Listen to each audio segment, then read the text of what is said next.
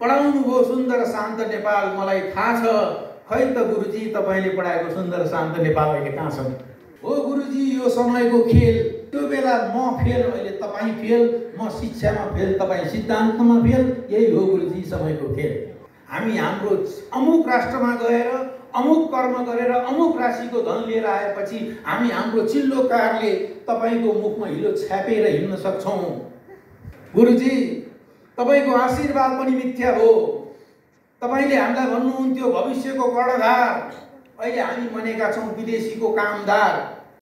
गुरुजी कक्षामा तपाईको देश कस्तो छ भन्ने प्रश्नमा मैले यो चाहिँ नि त्यस्तै प्रकारको गुरुहरूलाई भनेको है, मैले भूमिका मानिसकेको छु। गुरुजी कक्षामा तपाईको देश कस्तो छ भन्ने प्रश्नमा मैले पूर्व पश्चिम तन्किएको भूभाग, उत्तर दक्षिण फर्किएको जनवाद र धनवाद लेखेको थिएँ।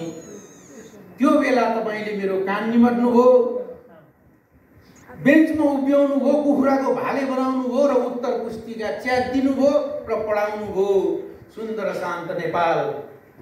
पढाउनु भो सुन्दर शान्त नेपाल मलाई थाहा छ। खै त गुरुजी तपाईले पढाएको सुन्दर शान्त नेपाल अहिले कहाँ छ?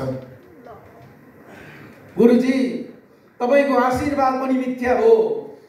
तपाईले हामीलाई भन्नुहुन्थ्यो भविष्यको कर्णधार, अहिले हामी बनेका छौँ विदेशीको कामदार। गुरुजी विदेशमा बगाएको पसिनामा बास्ना हुँदैन। हामी हाम्रो अमुक राष्ट्रमा गएर अमुक कर्म गरेर अमुक राशिको धन लिएर आएपछि हामी हाम्रो चिल्लो कारले तपाईको मुखमा हिलो छ्यापेर हिँड्न सक्छौँ। भोक लागेको भए दो बाटोमा पसल थाप्नुहोस् गुरुजी, हामी डगलसको चौकीदार भए पनि देवकोटाको किताब किन्न सक्छौँ।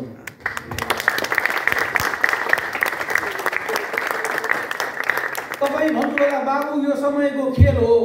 हो गुरुजी यो समयको खेल, त्यो बेला म फेल, अहिले तपाईँ फेल, म शिक्षामा फेल, तपाईँ सिद्धान्तमा फेल, यही हो गुरुजी समयको खेल।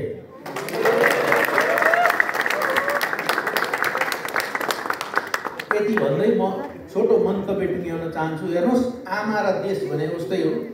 जसले आमा रुवाउँछ, देश रित्याउँछ, त्यो व्यक्ति जन्मिएको होइन, तुइएको हो। आज मेरो देश रुनुको र रित्तिनुको अर्थ, मेरी आमा रुनु र देश रित्तिनुको अर्थ तलबाट चुइएको होइन, माथिबाट कुइएको हो।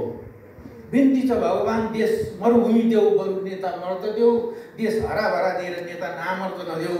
चुनाव हरुवा भए पनि काम बेसी धाउने काम गरुवा देऊ, चुनाव जितुवा भएर एम बेसी धाउने पानी मरुवा नदेऊ। नाता गोता नभन करुणा योग्य आफ्नो विचारमा, एउटा मान्छे अब त गतिलो देऊ नेपाल आमा, एउटा मान्छे